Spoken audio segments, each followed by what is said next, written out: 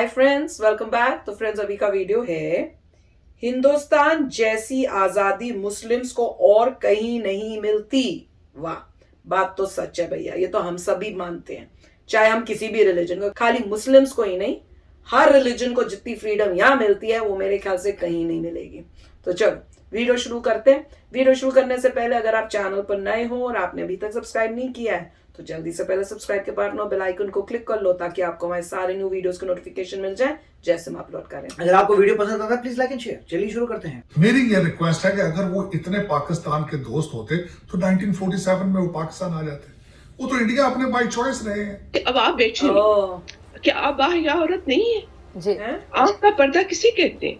जैसे मैं असदुद्दीन अवैसी साहब को सुन रहा था, उन्होंने पाकिस्तान को कहा जी कि आप हमारे मसले में जो है वो इंटरफेयर ना करें, एक बात। और दूसरा कहा कि आपके यहाँ भी तो हिंदू जो है आप उनको कन्वर्ट करते हैं। अब ये जब औरत मार्च होगा तो उसमें एक मैंने ये भी हो सकता है, मेरा निकाब मेरी मर्जी, मेरा हिजाब मेरी मर्जी। देखिए, बिल्कुल यही बात है ना कि वही तो हम कह रहे हैं। उसको तो हम अप्रिशिएट करते हैं, लेकिन अगर वही चीज इस्लामाबाद के अंदर कोई लड़की कर ले, लाहौर कराची में कर ले, तो उसको हम बुरा क्यों समझते हैं? अच्छा, दूसरी तरफ पाकिस्तान में हिजाब को लेकर एक और ट्रेंड देखने में आया है जब एंकर पर्सन आसमा शराजी ने ट्वीट करते हुए कहा कि मेरे खिलाफ हिजाब में लिपटी तवाइफ का ट्रेंड चलाने वाले चुप थे, मगर भारत में हिजाब में बहादुर बेटी के लिए नारे तहसीन बुलंद कर रहे हैं। लेकिन मैं ये जरूर कहूंगी कि डबल स्टैंडर्ड तो हमेशा से ही रहा है पाकिस्तान का, खास तौर पर।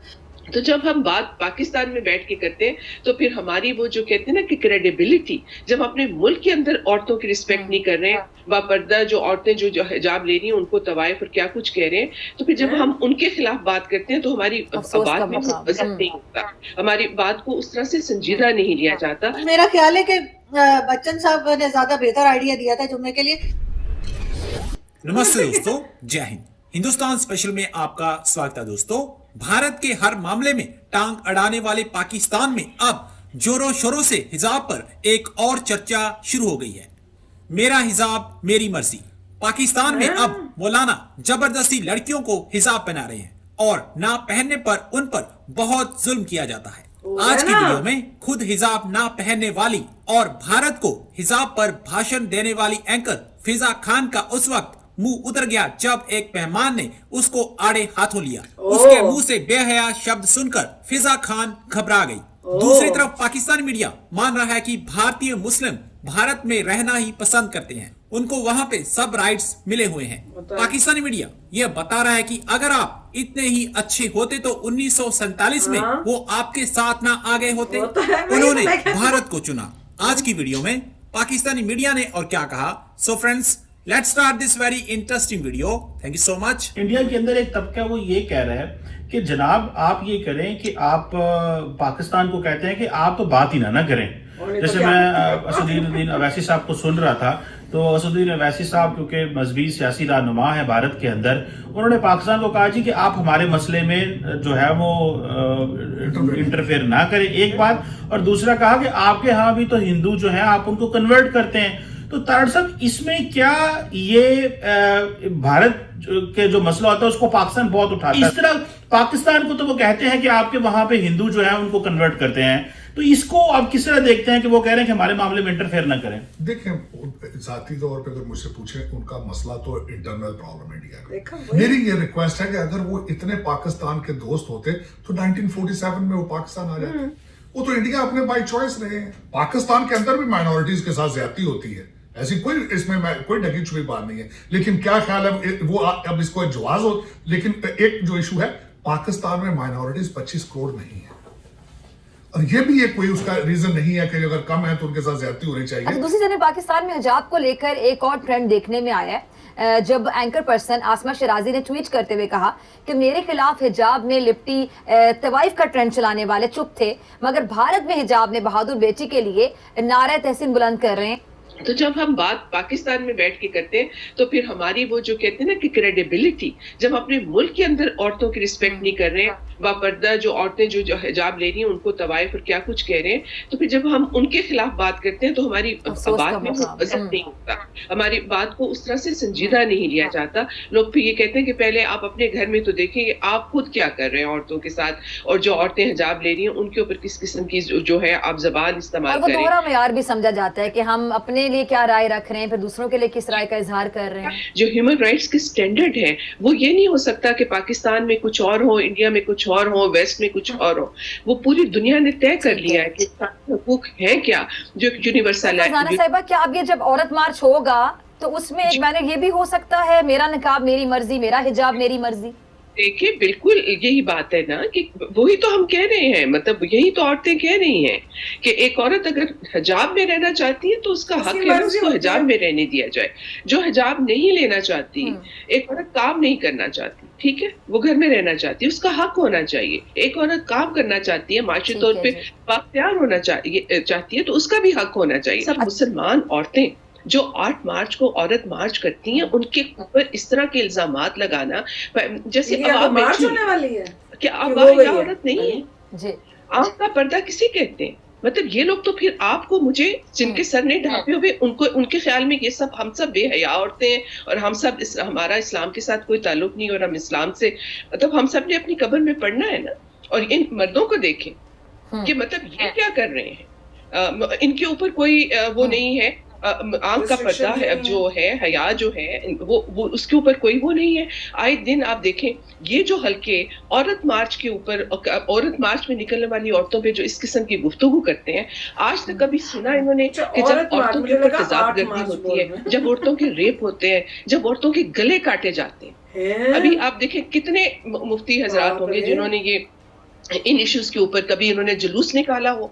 कोई एक मुझे बता दें कोई मजहबी ग्रुप, कोई ऐसा मजहबी ग्रोह, कोई ऐसा मजहबी जमात जो है जो इस्लाम का बड़ा नाम लेते हैं कि वो इस इशू के ऊपर उन्होंने कभी कोई जुलूस निकाला हो। लेकिन हमारा स्टैंडर्ड क्यों चेंज होता है कि अगर मुस्कान इंडिया में कहीं पे मतलब कर्नाटका में उसने मतलब बात की या फिर नारेबाजी की, उसको तो हम अप्रिशिएट करते हैं, लेकिन अगर वही चीज इस्लामाबाद के अंदर कोई लड़की कर ले, लाहौर कराची में कर ले, तो उसको हम बुरा क्यों समझते हैं? वजह क्या है इसमें? फर्क क्या? आप खुद क्योंकि फीमेल है, जर्नलिस्ट है, वर्किंग, तो ये चीजें यकीनन आपने भी देखी होंगी। क्यों ये डबल स्टैंडर्ड है हम लोग? मैं ये जरूर कहूंगी कि डबल स्टैंडर्ड तो हमेशा से ही रहा है पाकिस्तान का, खास तौर पर। और बाकी चाहे हिंदुस्तान के मुसलमान हो या पाकिस्तान के मुसलमान हो, एक तरह के नौटंकियां और ड्रामे करने में हमारा कोई मुकाबला नहीं कर सकता। आप कभी किसी ऐसी जगह पे हमें नहीं पाएंगे जहां पर कोई एजुकेशन की बात हो रही हो, कोई किस्म का मुकाबला चल रहा हो, कोई कंपटीशन हो, एजुकेशन में हम आगे बढ़ रहे हो। लेकिन हाँ, इस तरह के ड्रामे नौटंकियां हम जरूर करते हैं। जहां तक हिजाब की बात है, हिजाब हर एक का अपना जाती मामला है, कौन पहनना चाहता है कौन नहीं पहनना चाहता। लेकिन जाहिर है कि स्कूल में, कॉलेज में एक यूनिफॉर्म होती है और उस यूनिफॉर्म को ही जो है वो पहना जाता है, उसी को फॉलो किया जाता है जो इंस्ट्रक्शंस हमें हमारे तालीमी इदारों से मिले। मैं भी कॉलेज यूनिवर्सिटी गई हूँ, कभी भी मैंने नहीं देखा कि कोई इस तरह से आया हो या इस तरह से हिजाब लिया हो या इस किस्म के ड्रामे किए हो, क्योंकि इसमें एक बहुत बड़ा फैक्टर ये भी है कि जब अगर आप एग्जाम्स देने जाते हैं और आपने इस तरह से अपने फेस को कवर किया हुआ है तो आपकी जगह कोई और भी बैठकर आपका पेपर दे सकता है, क्योंकि आपका चेहरा नजर नहीं आ रहा। और इस तरह की 2 नंबरियां जो हैं वो हमारी साउथ एशियन कंट्रीज में अक्सर होती हैं। वैसे तो खैर अमिताभ बच्चन जी ने जुम्मे के दिन कोई और ही काम बताए थे अपनी मूवी हम में। अब आई डोंट नो आपने वो देखी है कि नहीं देखी, लेकिन नहीं देखी तो जरूर देखिएगा। नहीं तो गाना तो सुना ही होगा, जुम्मा जुम्मा, तो वो मेरा ख्याल है कि बच्चन साहब ने ज्यादा बेहतर आइडिया दिया था जुम्मे के लिए। तो फ्रेंड्स, कमाल का वीडियो था और ये देख के अच्छा लगा कि वही है कि आप हिजाब कर रहे हो और ऐसा लग रहा है पाकिस्तान में ही प्रॉब्लम्स क्रिएट हो रहे हैं। मुझे ये नहीं समझ में आया कि हिजाब पहनने वालों को ही गंदे वर्ड्स यूज कर रहे हैं। अब वो समझ नहीं आया मुझे। और उसके बाद ये भी समझ नहीं आया कि कोई औरत मार्च बोल रहे थे, जिसको मैंने सोचा 8 मार्च को कोई मार्च होने वाली है, तो ये औरत मार्च में क्या प्रॉब्लम हुई है, इनको क्या हो रहा है, वो भी नहीं मुझे समझ आया। ऐसा लगता है कि इनको इससे भी प्रॉब्लम है कि जो औरतें हैं शायद प्रोटेस्ट तक ना करें अपनी राइट्स के लिए। तो वही है। पर मुझे ये बहुत अच्छा लगा कि इंडिया में जो है समझदारी होनी चाहिए कि बाहर की कंट्री से कोई कमेंट्स मारे तो सबको इकट्ठे होके एक आवाज में ये बोलना चाहिए, हमारा इंटरनल मैटर है, तुम बोलने वाले नहीं हो। चाहे हमारे अंदर कितना भी प्रॉब्लम्स हो रही हो, बाहर वाले को बोलने के टाइम तुमको यूनिटी दिखानी चाहिए हमें कि भैया तुम ये मत बोलो। और सबसे ज्यादा ये कौन कर सकते हैं? हमारे इंडियन मुस्लिम्स ही उनको चुप करा सकते हैं, उनको खड़ा होना चाहिए, क्योंकि कंट्री आपकी भी है, ये इंडिया आपका भी है। तो आपकी कंट्री को कोई बुरा बोल रहा है, उसको सुनाओ, ऐसा सुनाओ कि उसको शर्म आ जाए, अगली बारी वो मुंह नहीं खोले। तो जैसे बता रहे थे कि ओवैसी जी ने बोला है, विच इज वेरी नाइस, इनका मुंह बंद करना बहुत इंपॉर्टेंट है, क्योंकि ये फायदा उठाना चाहते हैं, ये तोड़ना चाहते हैं। और मुझे ये बहुत अच्छा लगा जो आरजू जी ने बोला कि भैया तरक्की के टाइम तो कुछ बोलना नहीं, पर ऐसे बेकार की चीजें छोटी मोटी निकाल के कंट्रोवर्सीज कर दो, प्रॉब्लम क्रिएट कर दो, वही हम करते हैं। दुख की बात है, न्यूज में यही आ रहा है और यही हो रहा है। तो ये समझना चाहिए और इसको करेक्ट करना चाहिए कि वो काम करें जिससे सबका भला हो, ये नहीं हो कि हम नीचे जाएं। नहीं, देखिए वो खुद ही अपना क्रिटिक कर रहे हैं, खुद ही कह रहे हैं कि हम लोग, हमारे डबल स्टैंडर्ड्स हैं। तो उन्होंने पहले क्लैरिफाई किया है कि हमारे डबल स्टैंडर्ड्स क्यों हैं। तो आरजू ने यही कहा है कि भाई आप ड्रामेबाजी में ज़्यादा आगे हैं।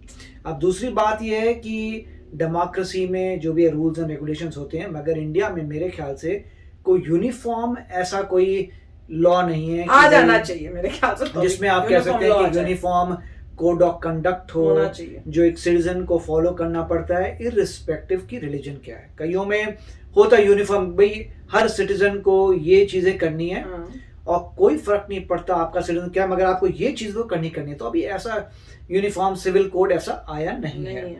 और तो हर डेमोक्रेसी में नॉर्मली चीजें आसान, जैसे यहाँ पे आप यूएस में कह सकते हैं स्कूल में गर्ल्स जो है, मुस्लिम गर्ल्स, वो हेड स्कार्फ पहन के आ सकती है। नहीं, पर एक चीज वो उन स्कूलों में आती है जहां पे यूनिफॉर्म नहीं है, हाँ, क्योंकि हमने जितने स्कूल जहां हैं उनमें नहीं है। जो प्राइवेट स्कूल्स है जिनमें यूनिफॉर्म है, I don't think you can do it. उसके लिए आपको परमिशन लेनी पड़ेगी, क्योंकि मुझे नहीं लगता अगर उनके कोड में है कि नहीं पहननी तो you can not wear it. Normally मैंने देखा है, अगर मैं अपने पर्सन, नॉर्मली यहाँ पे काफी टॉलरेंट लोग हैं, जैसे इंडिया में है टॉलरेंस है। और अगर जहाँ मैक्सिमम स्कूल्स में यूनिफॉर्म नहीं होती, नहीं होती, इसलिए आपको बहुत कम स्कूल मिलेंगे जहाँ यूनिफॉर्म है और आप बोलेंगे रियली तुम्हारे स्कूल में यूनिफॉर्म है, क्योंकि यहाँ यूनिफॉर्म नहीं होती। और जिनमें यूनिफॉर्म नहीं है वहां पे आप हेड स्कार्फ पहन के आ सकते हैं। मैं वो नहीं बोल रहा कवर करना, पूरा नहीं, सिर्फ एक ऊपर हेड में स्कार्फ पहन सकते हो, सिर्फ स्कार्फ पहन के आ सकते हैं। तो वो तो हमने बहुत देखा है, सिर्फ स्कार्फ पहना, उसमें कोई आपत्ति नहीं है मेरे ख्याल से। पर मेरे ख्याल से परमिशन लेते हैं, क्योंकि मुझे याद है कि एक था बच्चा जिसने करना था तो खास परमिशन लेके पर उस इवेंचुअली बच्चे को खुद ही हो जाता है कि भैया कोई नहीं पहनता, मैं क्यों पहनूं। और जैसे जैसे वो पढ़ाई करते हैं और सब देखते हैं तो उनको भी ये दिखता है कि भैया क्यों, मैं भगवान को मानता हूँ, भगवान की पूजा करता हूँ, उसके लिए मुझे सिर क्यों पकड़ लग करके ऐसे घूमने की जरूरत है। तो मैं गॉड को तो मानती हूँ, पर मेरे को क्यों करना है ये, मैं बस बाकियों के साथ नहीं, मेरे को ही क्यों बड़े कपड़े लंबे पहनूं, छोटे ना पहनूं। तो वो उनके फिर होता है उनको नहीं, मैं को क्यों, मेरे को में इतनी रिस्ट्रिक्शंस क्यों डाली जा रही हैं ऑपोजिट, जस्ट बिकॉज कि मैं एक लड़की हूँ। नहीं मैंने बात की नहीं ऐसे लोगों से, बच्चों से, वो बताए उन्होंने मुझे। जो ऑपोजिट बात है उसका मतलब ये है कि वो तो हर जगह होती है कि आपकी मर्जी है, आपको कोई फोर्स नहीं करेगा। बिल्कुल ऑपोजिट तो हर डेमोक्रेसी में अवेलेबल है कि भाई आपकी मर्जी है, कोई आपको फोर्स तो करेगा नहीं, फोर्स तो पहनने के लिए आपको नहीं पहनना मत पहनिए, आपकी प्रॉब्लम है। मगर यहाँ पे केस हो रहा है कि अगर मुझे पहनना है तो अलाउड है कि नहीं, अब पहनो, पर जहाँ पे यूनिफॉर्म है वहां नहीं, अगर नहीं अलाउड। अब इंडिया के वोटर्स, इंडिया की जनता ही डिसाइड करेगी कि क्या है, क्योंकि कॉम्प्लेक्सिटी आती है यूनिफॉर्म की। क्या यूनिफॉर्म में ये आप प्रावधान करेंगे यहाँ पहन सकते हैं, सिर्फ स्कार्फ कवर नहीं कर सकते, एज लॉन्ग आपका मुंह पूरा दिखे, समथिंग लाइक दैट। मगर बहुत अच्छा वीडियो था कि इन्होंने क्रिटिक किया है कि ये बेसिकली एग्री कर रहे हैं कि इंडिया में जो मुस्लिम्स हैं बड़े खुश हैं वहां पे, और अगर वो चाहते तो 1947 उन्होंने चूज किया था कि हम वहीं रहेंगे। तो बेसिकली, और मिस्टर अवैसी भी ये इनको यही बता रहे हैं कि जाए मेरी जो भी यहाँ पे बातें चल रही है इंडिया में, मगर तुम बीच में मत आओ। वेरी नाइस, तो काफी अच्छी बात थी। यस फ्रेंड्स, तो चलो आप भी शेयर करना अपने थॉट्स, चलते हैं, मिलेंगे नेक्स्ट वीडियो में बहुत ही जल्द। Till then take care and bye bye. तो अगर आप मेरे इस चैनल पे नए हो तो जल्दी से सब्सक्राइब के बटन को हिट करो और बेल आइकन को क्लिक करो, ताकि आपको मेरा जब नया वीडियो मैं लगाऊं आपको उसके बारे में जल्दी से पता चल जाए।